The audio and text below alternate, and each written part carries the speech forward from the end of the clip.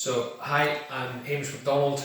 I work for Innovis Breeding Sheep. We've got a farm just outside Hawick in the Scottish borders in the UK. We're farming sheep for Innovis, and they're all composite bred ewes that we run here. So the tool we've got is DNA parentage assignment that we use. I've got the tissue sampling gun here and the tissue samples.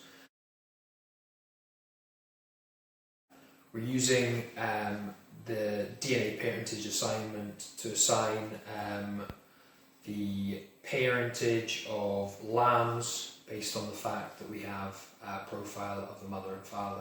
So what we do is we tissue sample lambs at about 4 weeks old with this tagging gun. When we tag them, we send those tissue samples away to New Zealand to a laboratory there, and it's from there they pick out the genotypes and tell us who mum and dad is on each lamb. So the major reason we're using this technology is so that we can avoid tagging lambs at birth. So we lamb everything outside, and then instead of needing to catch all the lambs and tag them, we can lamb them unassisted outside and use the DNA parentage instead of tagging at birth. So that's one of the major reasons we use it. There's advantages such as being able to multi-sire mate, so we can use multiple rams in a mating group so long as they're not related sheep, which is great because it takes the pressure off using one ram in single-sire mating. The DNA parentage, alongside the parentage, we also get the major genes that those animals are carrying. So examples would be like the Myomax muscling gene, which is a sort of quite a profitable gene that we can select for in certain terminal lines, as well as the GDF9 or the Inverdale prolificacy genes. So we can use that in the breeding program to pick those individual animals that have those genes where we want them.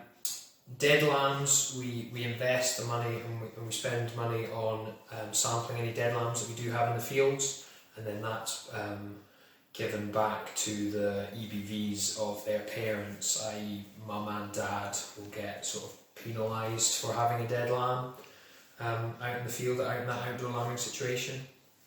And one of the other big advantages that we're sort of working on and building is building a genomic profile for certain traits, especially the sort of harder to measure traits such as meat eating quality, for example.